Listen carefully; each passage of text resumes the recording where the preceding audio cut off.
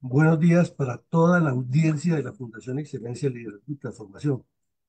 Hoy, perdón, viernes 10 de mayo de 2024, emisión número 542 de la memoria histórica aún no contada del conflicto armado en Colombia. Tema: el ataque terrorista del ELN contra tropas de la Quinta Brigada en el área rural de San Vicente de Chucurí el 1 de marzo de 1966. Este hecho ocurrió apenas 2 semanas después de la muerte en combate del terrorista Camilo Torres Restrepo, cuya identificación precisamente se ha demorado y estaban en ese proceso del anuncio de que había caído, que sí, que no era, que sí era, y en desarrollo de todas las operaciones de búsqueda del reducto que quedó después de ese combate. eh, Fue emboscada una patrulla de la Quinta Brigada que en ese momento operaba bajo las órdenes del coronel Álvaro Valencia Tovar. Adelante, mi coronel Saldaña. Mi coronel, ¿cuál era la situación a nivel nacional del grupo narcoterrorista José Antonio Galán del ELN en marzo de 1966? Bueno, mi coronel, qué bien que usted hace la aclaración. Grupo narcoterrorista José Antonio Galán. Sí, es que en ese momento se estaba formando lo que ellos llaman la cuadrilla madre de la organización, que es el José Antonio Galán, nombre que tomaron abusiva e irrespetuosamente de nuestro prócer, José Antonio Galán, y le acomodaron ese nombre a un grupo criminal, que es la primera cuadrilla que forma el ELN.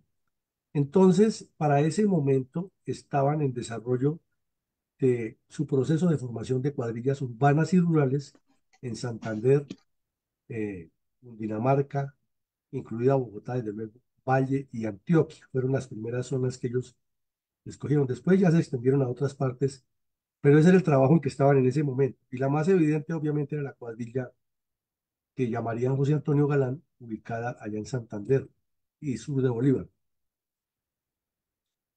Eh, no nos cabe la menor duda que los dos responsables directos de que se haya formado esa organización criminal son el Partido Comunista Colombiano, de donde salieron la mayoría de los fundadores del ELN, como el MRL, que fue una agrupación sin ninguna ideología ni organización, sino populista e instigada a la violencia y al choque y a la confrontación por el también populista Alfonso López Miquels. Esa época, pues era obvio, es de deducir, estaba en proceso de afianzamiento la cuadrilla José Antonio Galán en Santander y estaba tratando de meterse por medio de las redes urbanas de manera muy activa en los sindicatos petroleros, en las universidades y en las organizaciones sociales del departamento de Santander, y habían escogido como focos directos la Unión Sindical Obrera, que es de petroleros, sindicato, y la Universidad Industrial de Santander, donde estudian todos los ingenieros de petróleos de esa región del país. Y obviamente el objetivo era de una vez convertir en comunistas y enemigos del país a los estudiantes, a los futuros ingenieros petroleros. Pues no todos les funcionaron, algunos sí, como el caso del tal Pablo Beltrán. Este bandido era estudiante allá en esa universidad, precisamente de ingeniería de petróleos, y ahí se volvió delincuente, y desde esa época para acá lo hemos tenido haciendo daños y con su cara de cura de pueblo, siempre inventando alguna disculpa para justificar los crímenes que comete el ELN. Pero al mismo tiempo tenían un problema interno que ya lo hemos analizado aquí y que se materializó unos años después en la famosa asamblea de Anacoreto, y es la posición de fuerza, de terror, de miedo y de verticalidad en las decisiones que asumió Fabio Vázquez Castaño. Él estaba por encima de todos.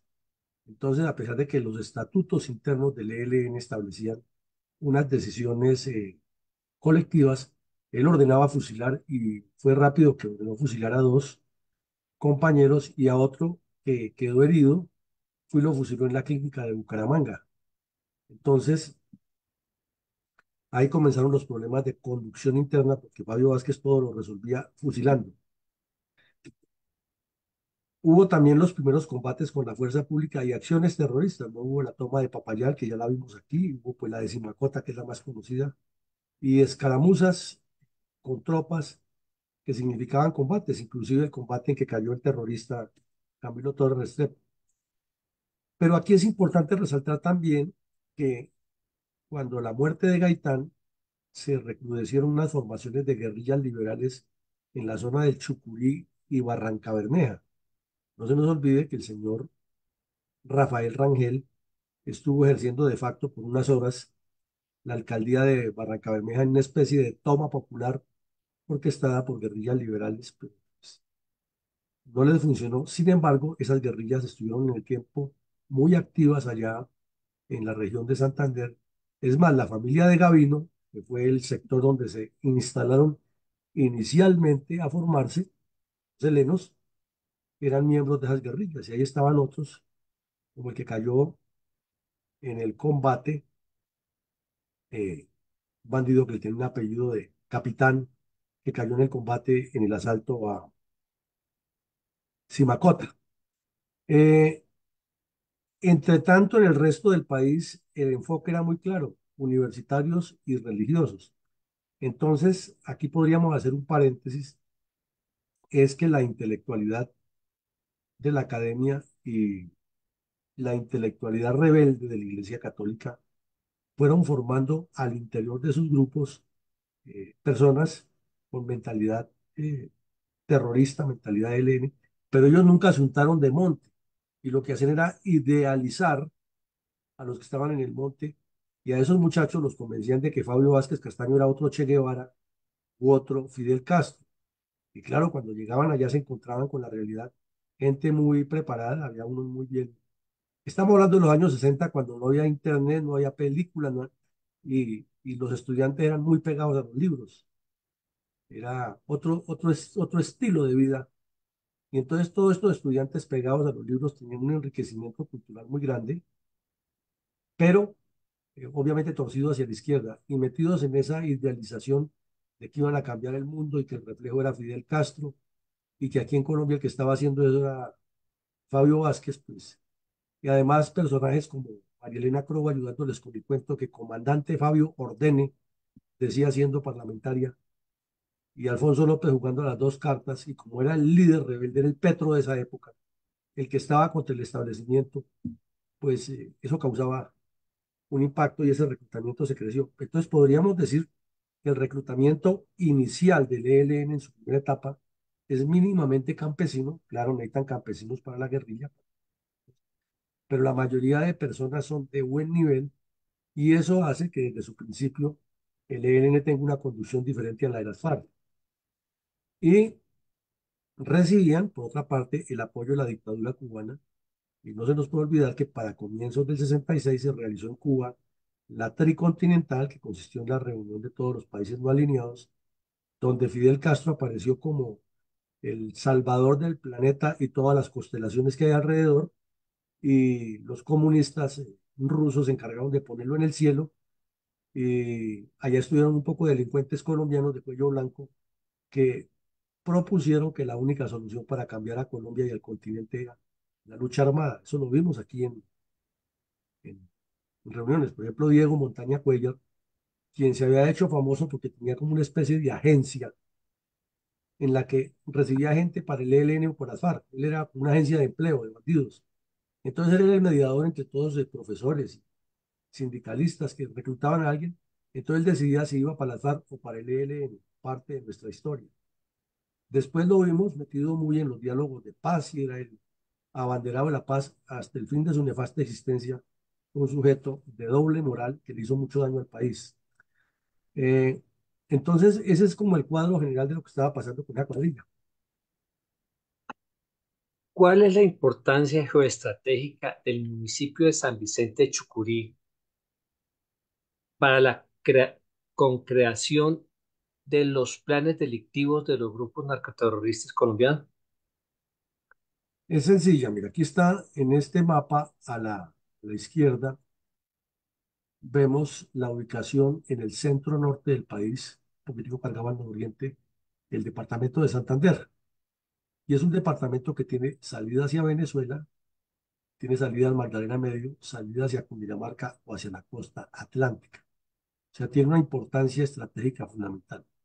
Al verlo internamente, es un departamento del 55 a 60% montañoso, de clima bueno, muy bueno y a veces demasiado frío. Y al descender hacia el occidente, el departamento se va volviendo semiquebrado hasta que se vuelve plano y llega al Valle del Magdalena Medio.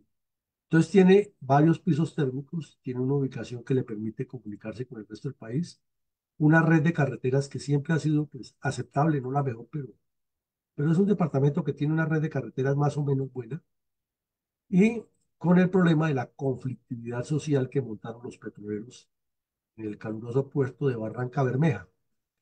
Entonces, al tener esas condiciones, el departamento era ideal para construir el proceso revolucionario. Cuando Fidel Castro los entregó en Cuba, allá estuvieron analizando, y aquí en Colombia los comunistas estuvieron también analizando dónde instalaban la primera cuadrilla y había varios sitios. Una era en el Guaviare, donde ha fallado Tulio Valle, el Guaviare Bichada. La otra opción era Miraflores, Boyacá, donde el Partido Comunista ha trabajado mucho. Y la otra opción era eh, San Vicente de Chucurí y el Carmen de Chucurí. Luego de evaluar todas las posibilidades, concluyeron que por estar más cerca a la cordillera oriental y más cerca de la capital y tener salida a la costa y bueno, todo lo que hemos visto, era mejor instalarla en la serranía de los Cobardes en San Vicente de Chucurí. Y esa fue la decisión que tomaron. Entonces, como allí había una base organizada también, que ya estaban los estudiantes universitarios formándola, igual que estaban en Boyacá y en Guaviare, decidieron hacerlo ahí. A Guaviare lo descartaron porque ya las FARC estaban haciendo su proceso allá por ese lado, el Partido Comunista, y les exigió que no. Además, porque consideraron que desde ese sitio no causaban el mismo impacto mediático que cualquier acción. Por eso es que el ELN se le anticipa a las FARC y lanza el asalto a Simacota en enero del 65 y las FARC no se quedan atrás y un mes y medio después asaltan ellos a Insa Cauca, los resultados que hemos visto. Esa es la importancia geoestratégica de esta zona. Mi coronel, ¿cuál es la gráfica más ilustrativa que el país recuerda acerca de la barbarie comunista orquestada por los dos narcoterroristas del ELN y las FARC en la rica y hermosa región chucureña del departamento de Santander? Mi coronel es rica, hermosa, bella, gente muy buena, pero increíblemente afectada por narcotraficantes y terroristas de una manera aterradora esta zona. Es una zona que produce mucho cacao, una zona, como vemos en la foto, muy tropical, lluviosa, de una facilidad para el desarrollo agropecuario impactante, con tierras muy buenas, pero infortunadamente afectada por estos criminales. Este monumento que está allí significa el daño que el ELN y las FARC le han hecho a la gente y muestra el pie de un campesino, su cotiza, como trabajan ellos, con el pantalón remangado y la cotiza, y el pie de un soldado, la bota de un soldado. Y cortados por la mitad, eso es el efecto de las minas quiebrapatas. Aquí hay un fenómeno que no hemos estudiado todavía, lo hemos anunciado ya 2 veces, y es la guerra de nervios que hubo en el Chucurí en los años 80 y 90, cuando las FARC y el ELN alebrestaron la población de tal forma que se dividieron en dos grupos perfectamente determinados, los que estaban con la legalidad y los que estaban con la ilegalidad. Y llegó el momento que hasta entre hermanos se colocaban minas quiebrapatas a la salida de las casas. Entonces, este monumento, que es muy pequeñito, realmente muy pequeñito, es el reflejo de la pavorosa criminalidad de las FARC y el ELN. Y ahora que andan con los cuentos de, de la paz total y toda esa cosa, debería exigir el municipio al gobierno nacional que le dé los fondos suficientes para que con todas las armas que le quitan a los bandidos se haga un monumento. Este es el monumento que se ha debido hacer con las armas que supuestamente entregaron las FARC, el reflejo de la perversidad criminal de los comunistas armados y desarmados en la región del Chucurí. Son muchas, muchas las personas que perdieron las piernas, las manos, los ojos, o que murieron a causa de las minas quiebrapatas colocadas en esa guerra atroz que desataron las FARC y el ELN contra los pobladores, porque se rebelaron a seguir los dictados comunistas. ¿Cuál es la relación del final de la vida del terrorista del cura Camilo Torres Restrepo, alias Argemiro, en la zona de Chucurí santandereano? Pues este bandido fue un ideólogo muy convencido, llegó a alcanzar una connotación nacional también dado por la prensa, porque tampoco era que fuera una persona del otro mundo, ni un filósofo pues que tuviera unas teorías novedosas, simplemente era un sacerdote rebelde, hijo de una familia de recursos muy conocida en Bogotá, que comenzó a declararle la guerra a la dirección católica y entonces el obispo pues le apretó las tuercas, lo volvió más famoso y él a la vez era el capellán de la Universidad Nacional, donde estaba metido toda esa cantidad de delincuentes, lavándole el cerebro a los jóvenes y de jóvenes que se convertían en delincuentes. Y también estaba recién creada la Escuela Superior de Administración Pública y él también era el sacerdote de allí, de esa entidad. Entonces, él comenzó a hacer muchas actividades populistas al estilo Petro y los demás comunistas, a encabezar marchas, a echar discursos, a viajar por el país, eh, y la iglesia lo seguía apretando, pero él no cumplía con los parámetros de la iglesia, sino que se iba y aparecía dando conferencias, y pues era una persona que se ha preparado muy bien, que como ya lo hemos anotado, cuando estuvo en Europa, montó una especie de oficina de recepción de bandidos de todos los grupos que iban y venían hacia Europa del Este o hacia Corea del Norte o hacia China o Rusia, y él era el contacto con ellos en Europa y les conseguía financiación con las organizaciones de izquierda, etcétera, y apoyaba a la guerrilla de allá. Entonces, cuando llegó a Colombia, ya tenía la mente torcida, y unos dicen que lo hizo de muy buena fe, pero es que para ser bandido nunca se puede ser de buena fe. El que actúa como bandido es porque lo hace pensando en que va a matar. Y si él, que se formó dentro de la doctrina de Cristo Jesús, como el defensor de la humanidad, va y coge un fusil para matar, es porque tenía una mentalidad torcida. No es con el cuento de que fue que vio tanta injusticia que cambió. Pues todos vemos injusticia en todas las profesiones: el médico que va a las zonas rurales, el ingeniero que va a construir las carreteras, el militar que va a combatir la guerrilla. Todas las vemos. Entonces también los militares conscientes de eso, ¿qué hacen? ¿Se pasan para la guerrilla? ¿O los ingenieros que van a construir las vías se pasan?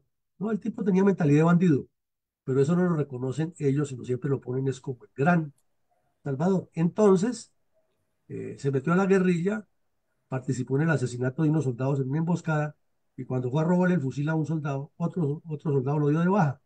Al principio había dudas si era un extranjero, por lo que llevaba la chivera grande, pero el coronel Valencia Tobar, que sabía que ya estaba en la zona, era el comandante de la brigada, y que además lo ha conocido porque los padres eran amigos, tenían alguna relación de amistad, entonces sabía que se trataba de este señor. Además, porque Tobar, cuando era teniente coronel, había sido oficial de operaciones del ejército y le ha tocado ir a la universidad, a la ESAP, a hacer unas coordinaciones para unos cursos para unos oficiales y suboficiales, y se había comunicado con él algunas veces. No tanto como dice Valencia Tobar, porque también exagera en sus historias, pero sí, sí se conocían. Entonces lo identificaron rápido. Sin embargo, hasta que se hizo la dejación, ahí pasaron un montón de cosas, y que el cadáver no se podía poner públicamente porque se convertía en un santuario para rezarle a un bandido. Lo demás que ya conocemos y que finalmente nunca se sabe dónde están los restos de este delincuente. Adelante, mi coronel. Mi coronel, ¿cómo sucedieron y cuáles fueron los resultados de dos acciones terroristas perpetradas por la cuadrilla José Antonio Galán del ELN contra tropas de la Quinta Brigada comandadas por el entonces coronel Álvaro Valencia Tobar el 1 de marzo de 1966 en área rural del municipio de San Vicente de Chucurí? Pues mi coronel, aquí se da uno cuenta con este hecho qué era lo que pensaba el ELN, que habla de paz, qué era lo que pensaban los sacerdotes de la liberación, la teología de la liberación que lo integran, y cómo es que actuaban. Resulta que el 1 de marzo de 1966, a las 11 de la mañana, fue emboscada una patrulla que eran dos, no un convoy, porque esa palabra no existe en el español, sino dos vehículos tipo Jeep que transportaban a un suboficial con 6 soldados de escolta de un juez y su secretario que iban a hacer el levantamiento del cadáver del señor Pedro Pablo Muñoz Muñoz, que fue asesinado por el ELN en la vereda La Colorada del municipio de San Vicente de Chucurí. Entonces, cuando ellos iban desplazando allá, los delincuentes le activaron cargas explosivas, o sea, era una emboscada preparada. Consistía en asesinar al señor ahí en la punta de la carretera, donde estaban trabajando los ingenieros civiles construyendo la carretera y los empleados, asesinarlo ahí, pero ya tener la trampa montada, porque se sabía que el ejército iba a escoltar, o la policía, cualquiera de los dos, iba a escoltar a los funcionarios que iban a hacer el levantamiento del cadáver. Entonces ahí en el sitio Puente Murcia eh, explotaron las bombas, le causaron daños a algunos de o a los vehículos les causaron daño a ambos, sobre todo al primero, y produjeron pues muertes, produjeron daños, produjeron afectación y el impacto psicológico. Se rumoreó mucho que era pues la respuesta a la muerte de Camilo Torres, y ellos, el ELN, dijeron que no, que Camilo Torres había muerto, pues como bandido que era en su ley, sino que esa era la lucha de ellos. Entonces, es bueno entender y mirar las dos versiones porque ambas tienen algo de cierto. Pues esto fue un golpe duro. El coronel Valencia Tobar, que además le fascinaba salir por los medios, muy rápidamente publicó eso, pero eh, no pasó de anunciar que eh, había habido esos daños, esas afectaciones, que los muertos del ejército, y que estaba en la búsqueda de lo que seguía. Y luego, pues ya el corresponsal de Barranca Bermeja de apellido Posada le aclara al país que eh, que murió un suboficial y murió un soldado y que hubo heridas a otros y afectaciones a los vehículos. Eh, También dice que los hechos ocurrieron porque Pedro Pablo Muñoz estaba, ya no dice que es Muñoz, sino Pedro Pablo León, o sea, hay una diferencia con lo que dijo el general Valencia en su informe. Pero bueno, se llamara Muñoz o León, lo cierto es que asesinaron a ese señor que estaba en ese momento en la fonda, en la cantina. Pues los que hemos conocido esa zona sabemos que generalmente hasta donde llega la punta de la carretera, allí hay una fonda, ¿no? Hay una tienda grande donde se consigue desde una libre sal hasta los aperos para los caballos. Eh, Ahí al señor lo asesinaron y obviamente cuando se fue a hacer el levantamiento del cadáver, informa ya el corresponsal, lo asesinaron. Pero este dice que no hubo muertos ni heridos, entonces queda esa duda y no se encuentra después en los periódicos qué pasó. Pero pues lo cierto es que el ataque fue atroz y que no tiene ninguna justificación que a una comisión que va a hacer el levantamiento del cadáver le coloquen bombas y explosivos en la orilla de la carretera. ¿Por qué la justicia penal militar abocó el conocimiento judicial de los terroristas del ELN capturados entre 1965 y el primer trimestre de 1966 en diversos lugares de Colombia? Pues aquí hay muchas cosas que debemos reflexionar y puntualicémoslas muy concretamente. Primero, ¿la justicia penal militar sirve o no sirve? Porque vean ustedes que la justicia ordinaria para no trabajar y para evitarse tener que juzgar bandidos y que de pronto nos persiguieran, siempre hacían los de la vista gorda y por medio del Ministerio de Justicia, que es el que los representa, insistían para que el gobierno nacional tomara la decisión de declarar activado el artículo 120 de la Constitución de esa época y estado de sitio, y entonces todos estos hechos pasaron a la justicia militar. Entonces, ¿qué ocurría? Que la justicia penal militar hacía todo el trabajo que no le corresponde, no le debía corresponder nunca, y, instruía los procesos. Cuando pasaba el estado de excepción, se devolvían los procesos a la entidad civil.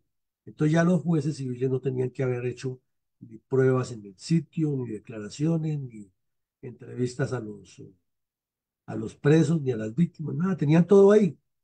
Y ya les quedaba más fácil decir, no, encontrar los errores de forma, ¿no? Y listo, quedaban libres esos bandidos. Entonces volvía al estado de sitio y volvía a pasar algunos procesos a la justicia militar. Entonces capturaron a un poco de bandidos, unos con mayor responsabilidad en el asalto de Simacota del año anterior y otros que confesaron pertenecer a la cuadrilla de Camilo Torres, etcétera. Y entonces, otra vez, Consejo de Guerra a cargo del Ejército Nacional. Y pues quienes estuvimos en el ejército sabemos la carga laboral que tiene el ejército. Y eso no estaba dentro de nuestras funciones, de nuestros reglamentos, de nuestra tarea diaria. Y tocaba suspender las actividades laborales para darle prioridad a eso. Además, expuestos a que los demandaran porque no conocían, porque habían procedido, porque, bueno, por lo que pasara. Entonces, esta es una reflexión que le hacemos aquí, que queremos puntualizar. No era responsabilidad del ejército. La dirigencia política se prestó para que la justicia ordinaria no trabajara. Y finalmente, cuando el ejército juzgaba, siempre venían las contraevidencias, los cuestionamientos, las denuncias, la colisión de competencias, la Corte Suprema, y generalmente esos bandidos terminaban libres. O sea, un desgaste institucional muy grande. Y hoy en día siempre juzgan que la justicia penal militar es mala y que hay que quitarle la responsabilidad cuando lo que se nota es una venganza del comunismo armado y desarmado, de que en esa época se condenaron un poco de delincuentes, Melvin Gracia, el actual presidente de la República, unos años después. Esa es la realidad. Mi coronel, ¿cuál fue la actividad intimidatoria del Partido Comunista Colombiano en las universidades como apoyo a las guerrillas de la FARC y el ELN durante el año de 1966? Pues, mi coronel, aquí vemos en este título, lo dice todo. Los directivos de la Universidad Libre pusieron el grito en el cielo que a los dirigentes de esa universidad, a la junta directiva, al secretario general, al rector, al vicerrector, a los decanos, les estaban llegando amenazas de muerte a la casa y a los familiares para decirles que si no se ponían del lado de la revolución, habría accidentes, ¿no? Entre comillas, accidentes de tránsito, secuestros y atentados personales porque no estaban con el pueblo. Eso era gravísimo. Y todo eso era dirigido por el ELN y por las FARC, por el Partido Comunista. Uno se pregunta por qué el señor de Rux, existiendo estos archivos, no los menciona y teniendo, no como tenemos aquí tres o cuatro personas averiguando, sino teniendo cientos de personas dedicadas a eso, jamás tocó esos temas. O es que no sabían buscar, que es dudoso, o es que estaban con la intención de crear una versión diferente, ocultando todas estas verdades. Algo pasa ahí. Entonces, el rector denunció que a la casa del secretario general, el doctor Luis Carlos Padilla, le han llegado ese tipo de amenazas, pero que era otros. Y lo mismo que en ese tiempo, en las instalaciones del barrio El Bosque Popular, ahí cerquita de la avenida Rojas Pinilla, de la universidad, ahí funcionaba un colegio de secundaria en que los estudiantes, y de primaria inclusive, los estudiantes hacían toda su carrera hasta llegar a ser profesionales desde la primaria hasta la universidad. Y mm, dice que ahí la policía tuvo que incrementar la vigilancia porque se encontraron artefactos explosivos, amenazas y grafitis. Entonces, como vemos, la agresión comunista contra el Estado lleva más de 60 años y la dirigencia política ni siquiera conoce esto porque no le importa. Y cada vez que los bandidos dicen que hay que hacer diálogo, eso corren como locos desesperados a figurar en los medios de que están negociando diálogos o conversaciones de paz con los bandidos sin entender ni tener todo este bagaje de lo que ha sucedido. Ese es más o menos el resumen de lo que estaban haciendo en las universidades. Es verosímil la información publicada por diversos medios de comunicación de la época que los cabecillas de la FARC y del ELN tenían casas de contacto en las ciudades donde podían estar seguros cuando llegaban a los centros urbanos? Claro que es verosímil, además que es cierto, ¿no?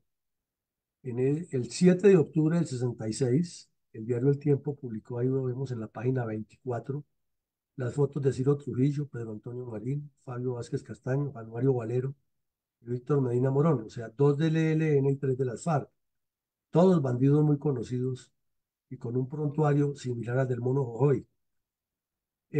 Lo que relata aquí es que hay informaciones y dan sitios donde llegan, eh,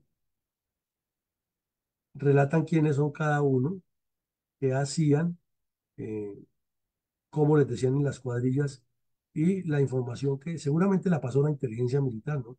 Que a veces llegaban a Bucaramanga, a Barranquilla, aquí a Bogotá, a Neiva, depende de donde estuviera. Por ejemplo, Tiro Fijo, pues era normal que estuviera en Bogotá, Neiva o Ibagué, que llegara a esos sitios.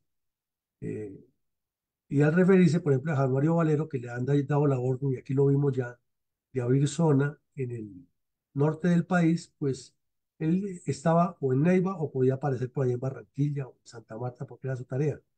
Y lo mismo los bandidos del ELN, pues en Barranca Bermeja, en Bucaramanga o en Cúcuta o aquí en Bogotá o Tunja, Medellín inclusive. Entonces se tenía ya conocimiento de que existían las redes y como lo hemos visto a lo largo de todos estos programas, sí había sitios donde se encontraban y hubo allanamientos y registros y capturas, etcétera.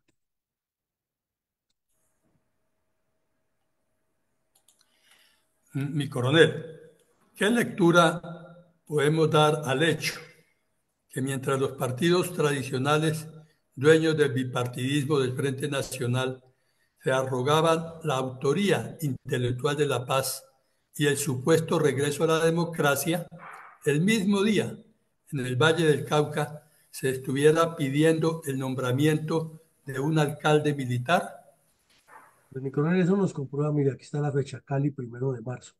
Nos comprueba la doble moral de la dirigencia política, ¿no? Los militares no sirven para gobernar ni para justicia, porque todo eso es de la supremacía civil sobre el poder militar.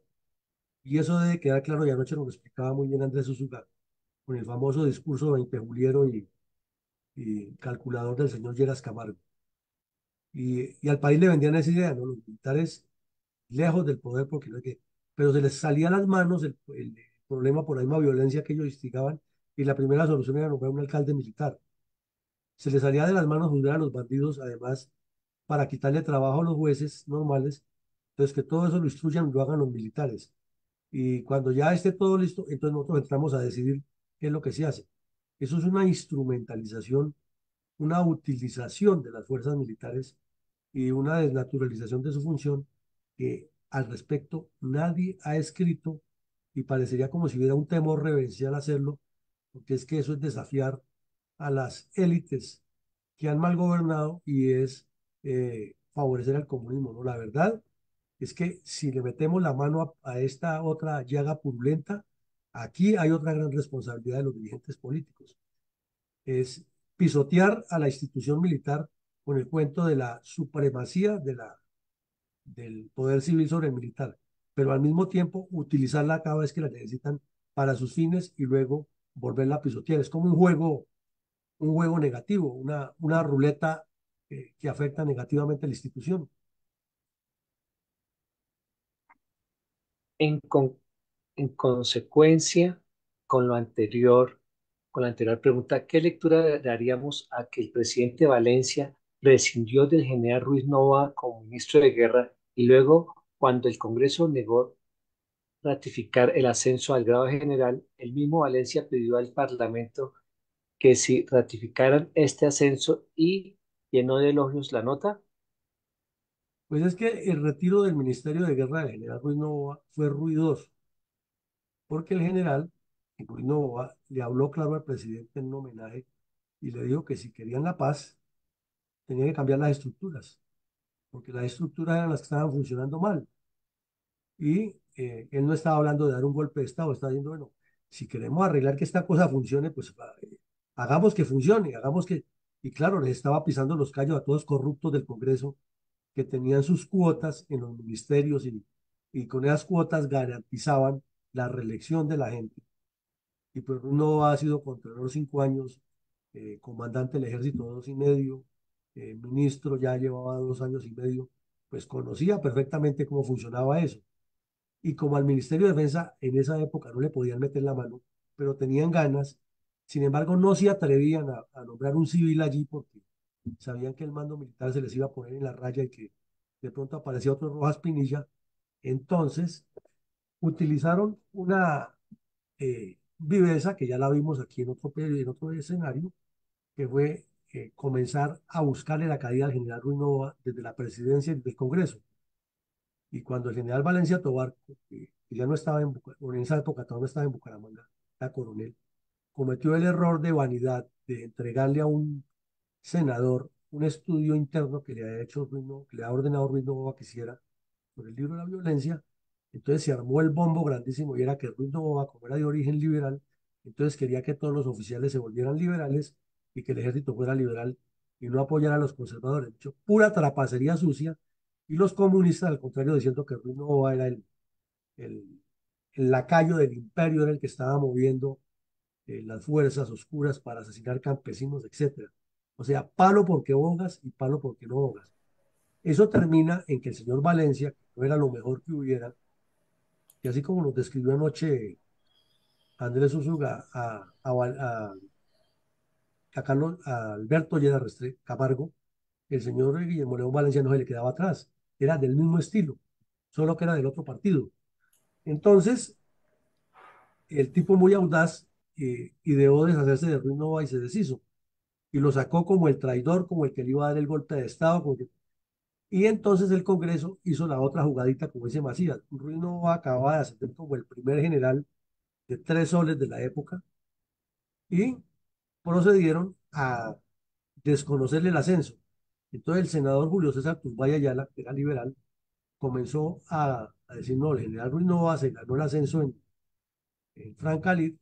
Entonces pidió un debate en el Senado para eso y curiosamente apareció el presidente de la República, el señor Valencia, lavándose las manos para quedar bien con todo el mundo, diciendo que el general Ruiz Nova era lo máximo que había sobre el planeta, que él no tenía la menor queja y dio a entender que el retiro de Ruiz Nova no ha sido por decisión de él, sino que era que ha sido una decisión personal de Ruiz Nova. Entonces, ¿qué queremos atar con todo esto? Mientras el país se desangra, mientras el país la violencia comunista no para, mientras la delincuencia instigada en ese momento por los dos, tres partidos existentes fuertes, al mismo tiempo los políticos que deberían tener una sinergia con la institucionalidad militar, es utilizándola para que haga consejos de guerra, pero no puede decidir porque es que eso pasa a la justicia ordinaria.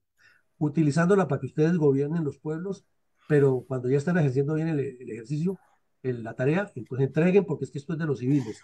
Y al general hay que destituirlo porque iba a dar un golpe de Estado, pero cuando le van a negar el acceso, pues yo estoy defendiéndolo porque es el gran general. Entonces, ¿quién entiende eso? Díganme ustedes. Si los militares nos enseñan que todo lo que sea ordenamiento militar debe ser claro, preciso, lógico, conciso y oportuno.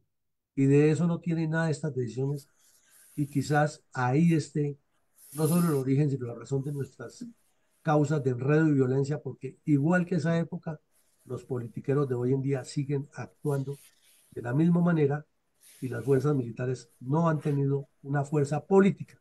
No que los generales se reboten porque esa no es su función y pierden, sino una fuerza política que ponga los puntos sobre las sillas y diga, aquí es donde está la solución. Adelante, mi coronel. Mi coronel, hemos analizado largamente en esta cátedra permanente de memoria histórica que terminada la violencia tripartidista de los años 1960, se aposentó en las mismas regiones el terrorismo comunista que luego viró el narcoterrorismo comunista. Es decir, la violencia siguió igual o peor. Pero en 2016 el señor Juan Manuel Santos aseguró a los cuatro vientos, comillas, que la guerra en Colombia ha terminado, cierro comillas. En realidad, trajo el Pacto Far Santos la desarticulación de las redes urbanas de los grupos narcoterroristas en todo Colombia y seguridad total a los miembros de las fuerzas militares y de policía. Pues mi coronel, ni lo uno ni lo otro, porque vemos que toda esa trapacería que se hacía en esa época con la fuerza militar utilizándola para la conveniencia de los políticos sigue absolutamente vigente. Entonces vaya, combata, pero cuando está combatiendo quieto ahí porque estamos en paz. Captúrenlos, pero es que ellos son negociadores de paz y no es solamente en el gobierno de este señor Petro. Los gobiernos anteriores también han sacado a los delincuentes de la cárcel para hablar con ellos. Pues que se nos olvida que en los gobiernos de Duque y de Uribe y Pastrana, el terrorista Francisco Galán y Felipe Torres entraban y salían de la cárcel de Medellín, de Itagüí, como si fueran héroes y hasta helicóptero les ponían, iban y se reunían, viajaban al exterior, volvían y entraban a la cárcel y tenían radioteléfonos para comunicarse con el mundo. Y eso fue en dos gobiernos que dicen que combatieron el terrorismo. Eh, Uribe sacó de la cárcel a Rodrigo Granda y lo que lo permitió fue que volviera a delinquir. Santos, pues ni se diga con todas las vagabunderías que hizo con las FARC. Eh, este otro señor Petro, pues ha sacado un poco de delincuentes de la cárcel para que representen la paz. O sea, eso ha sido reiterativo. Quiere decir que lo que se hacía en esa época se hace ahora inclusive con más vehemencia. Y respecto a la parte armada, pues, vemos que Santander y el sur de Bolívar y esa zona sigue afectada por el terrorismo comunista y el narcotráfico. O sea, que cuento de la paz de Santos es cuento. Escuchemos con reverencia un minuto de silencio en memoria de todas las víctimas del narcoterrorismo comunista contra Colombia.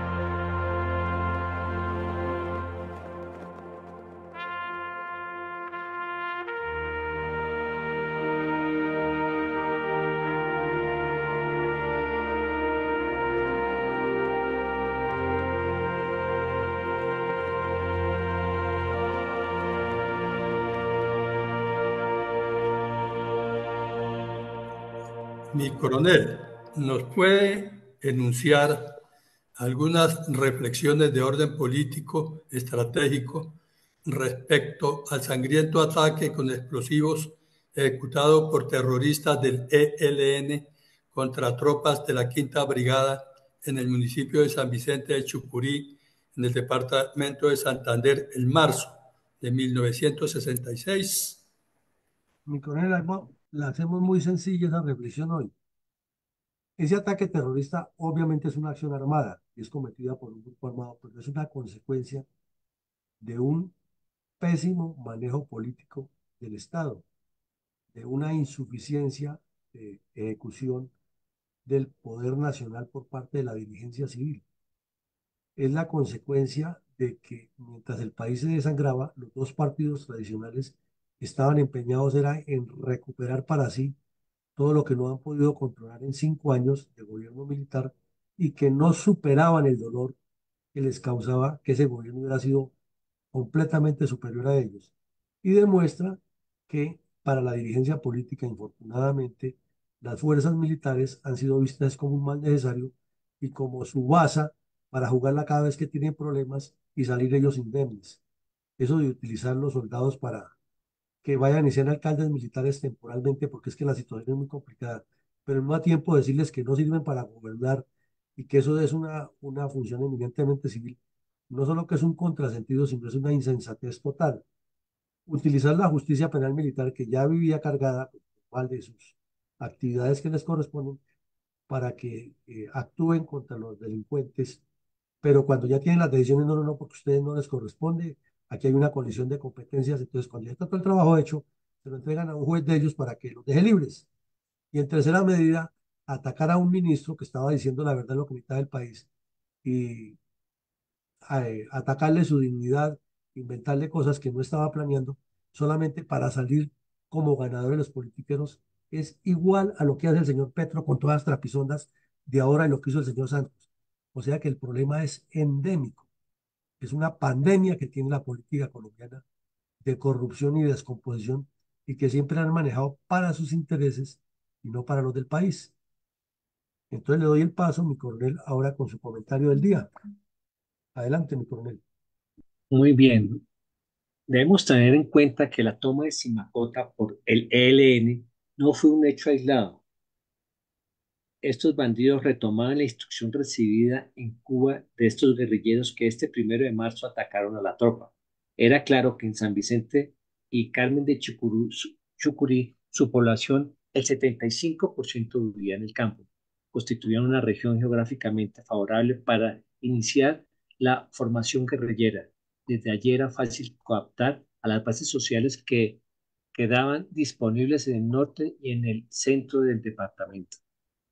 A mitad del camino entre la lucha estudiantil que hervía en la Universidad Industrial de Santander en Bucaramanga y los movimientos obreros que llevaban décadas de maduración en Barranca Bermeja, la región chucureña, incrustada entre la selva y la serranía de los Yariquíes, más conocida como de los Cobardes, y el río Magdalena, permitía el encuentro y entrecruzamiento de los descontentos sociales que emergían a la superficie del escenario nacional. Este sitio estratégico permitió la extensión y multiplicación de la guerrilla. Fluye una economía grande en productos agrícolas, siendo conocida como la despensa de Santander y su cercanía también a la producción de petróleo de Colombia, la cual ha sido penetrada específicamente por los sindicatos en la refinería de Barranca Bermeja, de los cuales a la fecha llevan 102 años. Es así que la Quinta Brigada efectuó una operación militar cívico-militar orientada a la recuperación de esta gran región de Colombia, llevando inclusive a efectuar carreteras de penetración como fue la vía de Altos Cascajales a San Juan Bosco La Verde. Para terminar, en estos momentos los narcoguerrilleros dicen que suspende el cese de secuestros con fines económicos debido al incumplimiento de la creación del fondo multidonante. Muchas gracias. Pues muchas gracias a usted y así es. Es un trabajo como si fuera aislado del ejército tratando de llevarle desarrollo y seguridad a una región, mientras quienes tienen los resortes del poder y la obligación de proyectar obras estratégicas y de integrar las regiones andan en otro paseo, repartiendo de sus prebendas, peleando entre ellos e instigando a la gente a que se mate por ellos. Este es el cambio que necesita Colombia. Ahí es donde está el problema, en esa dirigencia descompuesta. Pues bien, llegamos al final del ejercicio. Los invitamos esta noche que tendremos una actividad muy especial. La ingeniera Rosalía Medina nos va a actualizar nuevamente con las necesidades de un proyecto agroindustrial que visualice desarrollo para el país y que nos dé luces a todas las regiones para construir una nueva organización societal con vigencia de la capacidad agropecuaria industrial o agroindustrial. Los esperamos entonces y el lunes continuaremos también en la mañana con nuestra jornada académica de la Fundación Excelencia, Liderazgo y Transformación. Feliz día para todos y que Dios nos siga bendiciendo. Gracias, mi coronel. Feliz día para todos. Muchas gracias, mi coronel. ¿El lunes no es festivo? Ah, bueno, pues bueno, el martes, sí, sí, sí. Tienes razón, el lunes es festivo, sí. Muchas gracias, mi coronel. Bueno, muy amable.